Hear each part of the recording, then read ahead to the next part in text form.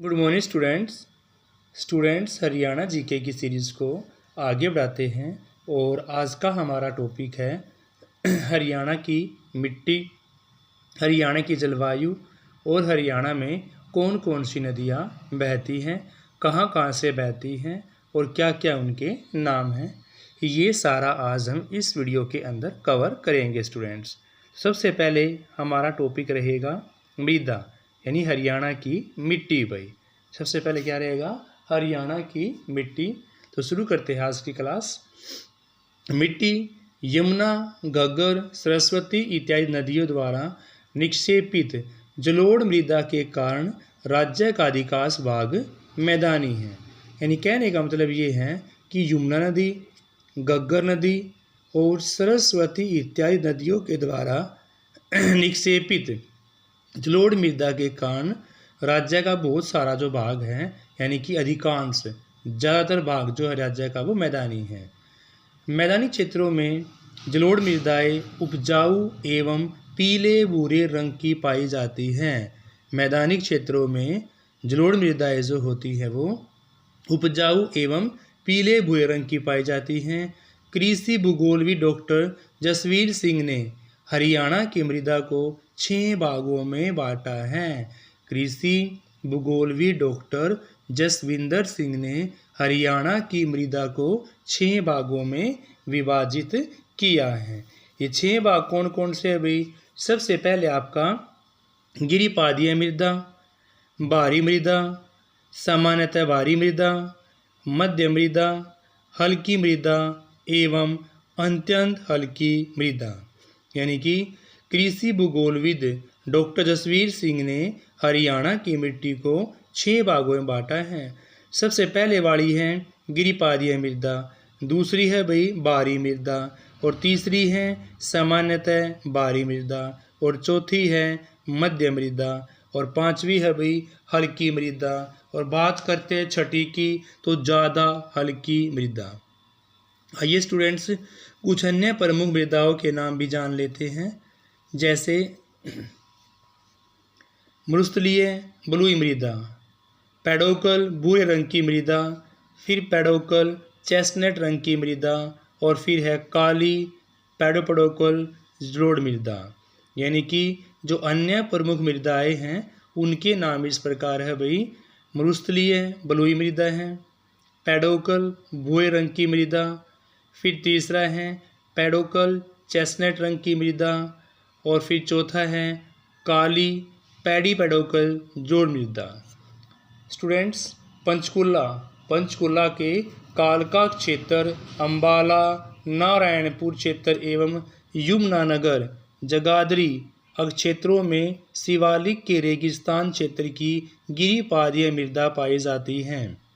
क्या बात करते हैं कि पंचकुला के कालका क्षेत्र में, अंबाला के नारायणपुर क्षेत्र में और यमुनानगर के जगाधरी क्षेत्र में शिवालिक के गिरिपादीय क्षेत्र की गिरिपादीय मृदा ही पाई जाती हैं। स्थानीय लोग गिरिपादीय मृदा को घर के नाम से या कंदी के नाम से जानते हैं। स्थानीय लोग जो है वो गिरिपादीय मृदा को घर या कंदी के नाम से जानते हैं। यह मृदा कम उपजाऊ एवं उथली होती हैं। जो ये मृदा हैं वो कम उपजाऊ एवं उथली मृदा हैं। भारी मृदा के प्रमुख क्षेत्र फतेहाबाद, थानेसर एवं उसके साथ साथ जगाधरी है, और इस प्रकार की भारी मृदा को हम डागर मृदा के नाम से भी जानते हैं भाई। भारी मृदा के प्रमुख क्षेत्र फतेहाबाद के साथ साथ थानेसर एवं जगाधरी हैं, और इसे डागर भी कहा जाता है।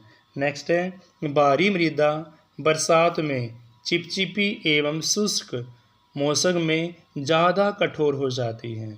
अगर हम भारी मृदा की बात करते हैं, डागर मृदा की बात करते हैं, तो बरसात में चिपचिपी हो जाती हैं एवं शुष्क मौसम में ज़्यादा कठोर हो जाती हैं।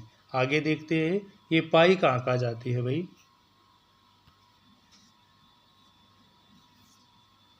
पानीपत, सोनीपत, फरीदाबाद, कुरुक्षेत्र, करनाल, यमुनानगर इत्यादि क्षेत्रों में सामान्यतः भारी मृदा पाई जाती है। स्टूडेंट्स सामान्यतः भारी मृदा सिल्ट युक्त मूर्त होती है और इसमें खादर या नवीन खादर भी इसको कहा जाता है। ऊंचे भागों में पाए जाने वाली इस मिट्टी को बांगर के नाम से जानते हैं। पानीपत, सोनीपत, फरीदाबाद, कुरुक्षेत्र, करनाल, यमुनानगर इत्यादि क्षेत्रों में सामान्यतः भारी मिट्टी पाई जाती है और सामान्यतः भारी मिट्टी जो होती है वो सिल्ट युक्त होती है एवं इसमें खादर या नवीन खादर भी इसको कहा जाता है। ऊंचे भागों में पाई जाती हैं और इस मिट्टी को हम बांगर के नाम से भी जानते हैं। मध्य मिट्टी के 3 प्रकार की होती हैं, सामान्य दोमट, हल्की दोमट और इसके साथ साथ भारी दोमट। गुड़गांव, फरीदाबाद, जींद, कैथल, कुरुक्षेत्र, करनाल, सोनीपत, पानीपत इन जिलों में सामान्यतः दोमट मिट्टी ही पाई जाती है और दोमट मिट्टी में चावल जो होता है बासमती चावल वो और गेहूं बहुत अच्छा होता है भाई। गुड़गांव में, फरीदाबाद में, जींद में, कैथल में, कुरुक्षेत्र में और कुरुक्षेत्र से आगे लगता करनाल, करनाल से आगे पानीपत, पानीपत से आगे सोनीपत यानी कि जो जीटी रोड वाली बेल्ट है ये सारी सामान्य दोमट मृदा यहाँ पर पाई जाती हैं।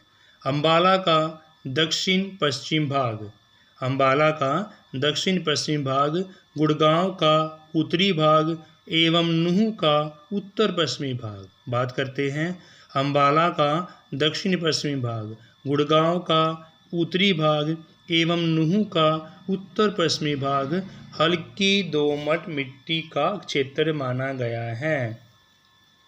आगे है नूह एवं फिरोजपुर जिरका का जो नीचे वाला क्षेत्र है, नूह जिसको हम मेवात के नाम से जानते हैं और फिरोजपुर जिरका का नीचे वाला क्षेत्र भारी दोमट मृदा का क्षेत्र है।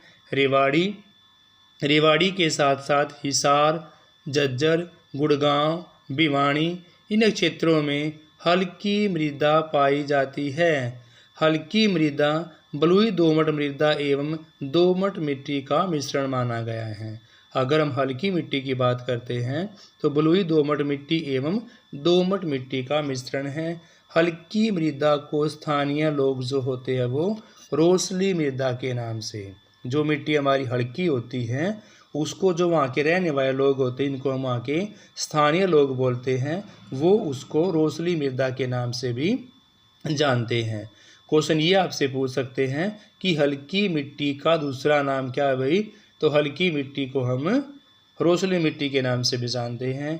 यह मिट्टी शुष्क भूमि के लिए बहुत अच्छी होती है। अत्यंत हल्की मृदा सिरसा के दक्षिणी भाग से ज़्यादा जो हल्की मिट्टी है वो सिरसा के दक्षिणी भाग से भिवाड़ी, महेंद्रगढ़, हिसार एवं फतेहाबाद क्षेत्रों में पाई जाती है। कहाँ का भाई, ज़्यादा जो हल्की मिट्टी है वो सिरसा का दक्षिणी भाग से शुरू होकर भिवानी तक, फिर महेंद्रगढ़, हिसार और फतेहाबाद क्षेत्र में पाई जाती हैं।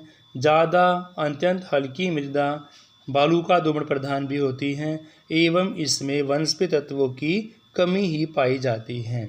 इसमें भाई अत्यंत हल्की और बालूका दोमट मिट्टी में अत्यंत हल्की मृदा के कण असंगठित होते हैं। कण पास पास नहीं होते, असंगठित कण होते हैं।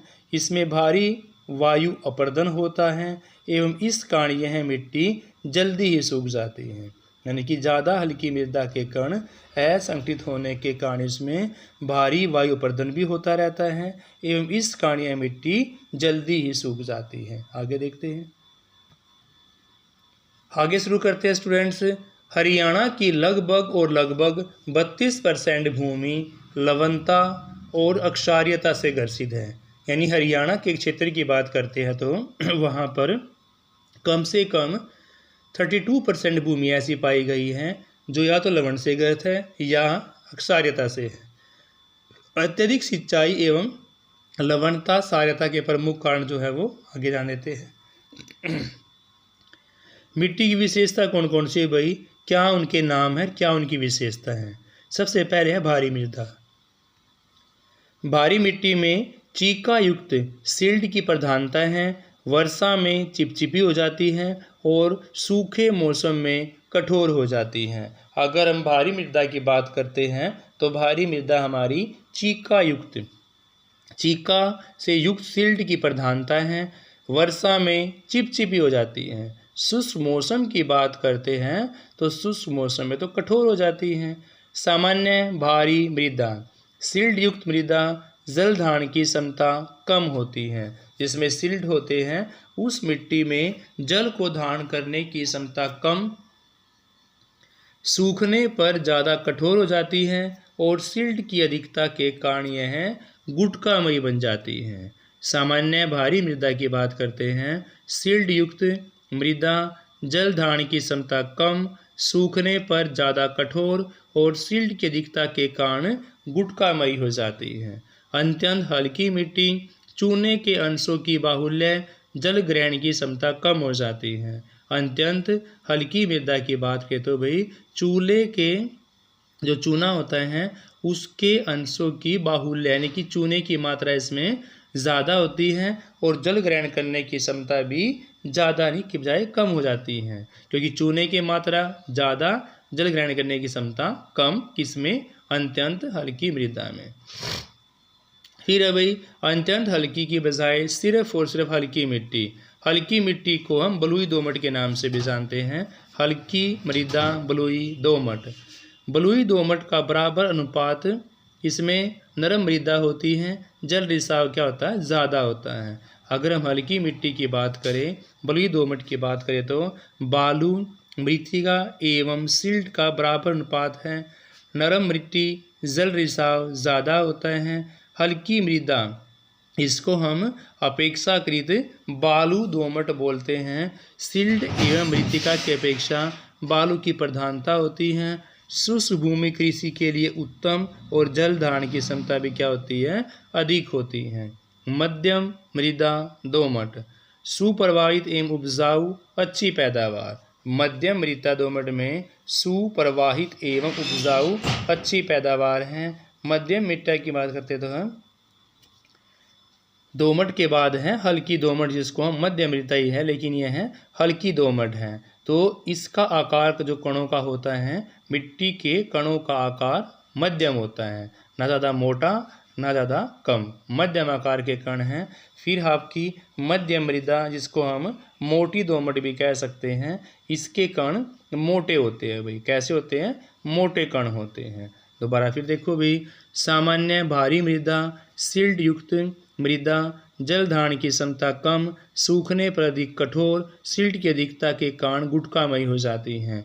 अत्यंत हल्की मिट्टी, चूने के अंशों की बाहुल्य, जल ग्रहण की क्षमता कम। हल्की मिट्टी, बालू, मृत्तिका एवं सिल्ट का बराबर अनुपात, नरम मृदा एवं जल रिसाव अधिक हो जाता है। हल्की मिट्टी की बात करें, सिल्ट एवं मृत्तिका की अपेक्षा बालू की प्रधानता, शुष्क भूमि कृषि के लिए उत्तम, जल धारण की क्षमता अधिक हो जाती है। मध्यम मृदा दोमट के नाम से जानते हैं, सुप्रवाहित एवं उपजाऊ अच्छी पैदावार हैं।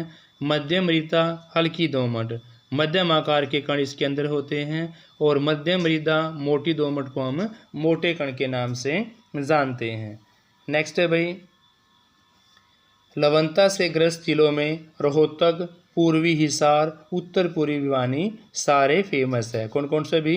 लवणता से ग्रस्त जिलों में रोहतक है, पूर्वी हिसार है एवं उसके साथ साथ उत्तर पूर्वी भिवानी भी हैं। लवणता संभाव्य मृदा वाले जिलों में रेवाड़ी हैं, महेंद्रगढ़ हैं, झज्जर हैं, जींद, हिसार, पूर्वी भिवानी और गुड़गांव आते हैं। लवणता एवं सार्यता से ग्रस्त जिलों में रोहतक के साथ साथ गुरुग्राम, फरीदाबाद और कुरुक्षेत्र। लवणता एवं सार्यता वाले जिलों की बात करते हैं तो भाई इन जिलों में रोहतक के साथ गुरुग्राम, उसके साथ साथ फरीदाबाद के साथ आगे कुरुक्षेत्र हैं, कुरुक्षेत्र से आगे कैथल, ये पूरी बेल्ट भाई जिट्रोड वाली बेल्ट हैं। कुरुक्षेत्र, कैथल, करनाल, पानीपत, सोनीपत भी साइड में किया जाता है, झज्जर, और इसी के साथ साथ अम्बाड़ा का भी दक्षिणी भाग इसमें काउंट होगा और अम्बाड़ा का दक्षिण पूर्व भाग भी इसमें काउंट होगा। इन लवणता और सार्यता से ग्रस्त जिलों में रोहतक, गुरुग्राम, फरीदाबाद, कुरुक्षेत्र, कैथल, करनाल, पानीपत, सोनीपत, झज्जर, अम्बाड़ा का दक्षिणी भाग, दक्षिणी पूर्वी भाग इसमें गिना जाता है। आगे देखते हैं। आगे स्टूडेंट्स, थूर एवं कल्लर प्रभावित मृदा के क्षेत्र में पानीपत, सोनीपत, फतेहाबाद, कैथल, हिसार, कुरुक्षेत्र, जींद इत्यादि जिले हैं। थूर और कल्लर से प्रभावित क्षेत्रों के अंदर पानीपत, सोनीपत, फतेहाबाद, कैथल, हिसार, कुरुक्षेत्र, जींद ये ज़िले आते हैं। इसके साथ साथ हरियाणा के मध्यवर्ती भाग में दोमट मिट्टी पाई जाती है। कौन सी मिट्टी भाई? दोमट मिट्टी पाई जाती है। और हरियाणा के दक्षिण पश्चिम भाग की बात करते हैं तो यहाँ पर हल्के भूरे रंग की मिट्टी पाई जाती है। हरियाणा के दक्षिणी पश्चिमी भाग में हल्के भूरे रंग की मिट्टी पाई जाती है। और यमुनानगर के अंदर तो भाई फेमस है, लाल चेस्टनट मृदा पाई जाती है। यमुनानगर में लाल चेस्टनट मिट्टी पाई जाती है।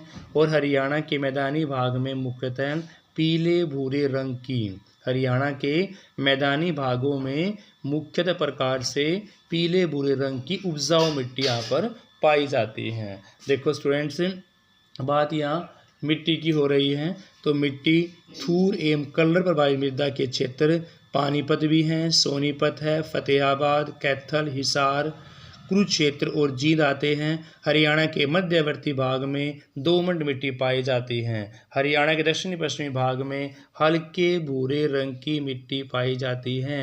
यमुनानगर में लाल चेस्टनट मिट्टी पाई जाती है।